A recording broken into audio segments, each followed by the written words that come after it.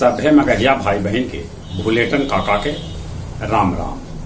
अथिन मगहिया खबर में सुनथिन देश दुनिया के खबर। 15 अगस्त से पहले तिरंगा के दाम 30% तक बढ़ गया। नौसेना के भेटायल देश में बनल विमान वाहक पोत।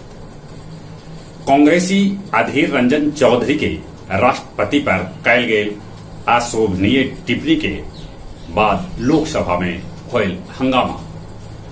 पश्चिम बंगाल के मंत्री पार्थ चटर्जी के पार्टी से निलंबित कर देवल गेल।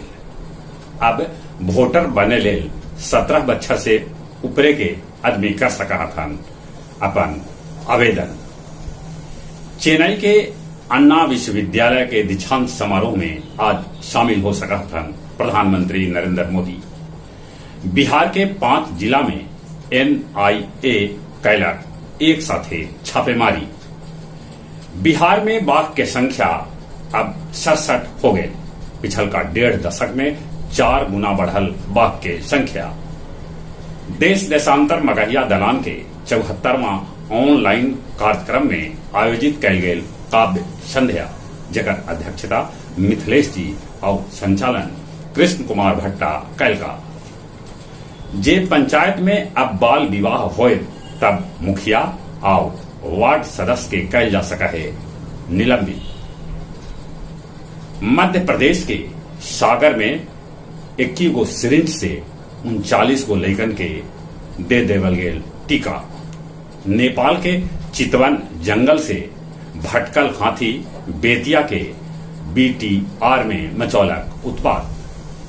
मिग 21 बाड़मेर में दुर्घटनाग्रस्त हो गए, जकरा में 2 गो पायलट के जान चल गया। बिहार में वज्रपात से कल 11 आदमी के है मौत के खबर। रूस यूक्रेन के बीच लड़ाई अभी है जारी। चीन ताइवान के माना है अपन देश के अंग। मंकी पॉक्स के 95% मामला अमेरिका और यूरोप से। कांगो में 2 गो भारतीय शांति सेना हो गलन शहीद। मालदीव के राष्ट्रपति 1 तारीख से 4 तारीख तक भारत में रहतन। 31 जुलाई के चीनी रॉकेट के मलबा धरती पर गिर सका है। दुनिया के कैकन देश बाढ़ से हैरान परेशान। गया जी के 3304 स्कूल में विज्ञान और गणित क्लब के कैल जाए गठन।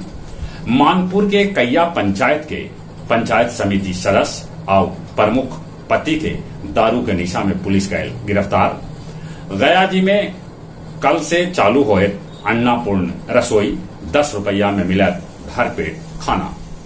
भाकपा माले के संस्थापक महासचिव चारू मजूमदार के मनावल गेल शहादत दिवस। और अब कुछ खेल के समाचार। बर्मिंघम में कल शुरू हुए दुनिया के 63 सबला बढ़कर राष्ट्रमंडल खेल। पाकिस्तान के दोसर का टेस्ट में हरा के श्रीलंका टेस्ट मैच 1-1 की बराबरी कर लेला। प्रधानमंत्री नरेंद्र मोदी कल चेन्नई में कैलन 44वां चेस ओलंपियाड के उद्घाटन। भारत वेस्ट इंडीज के पहिल बेर ओकर घर में 3-0 से हरौलक। इंग्लैंड दक्षिण अफ्रीका के पहिल का T20 मैच में हरा दिलक। जहां तक मौसम के सवाल है, मौसम विभाग सूचना दिलका है कि 30 और 31 तारीख के बिहार में हो सका है जोरदार बारिश। आसमान में छिटपुट बदरी है। बाकी अभी भी नदी नाला अहरा पोखरा ढेर जगह सुखल है। कोरोना भी बढ़ रहा है देश में। इलेल ओकरा से बचे लेल मुंह नाक पर मास्क लगाते। चली अपने सभी के एक बेर फिर से भुलेटन काका के राम राम।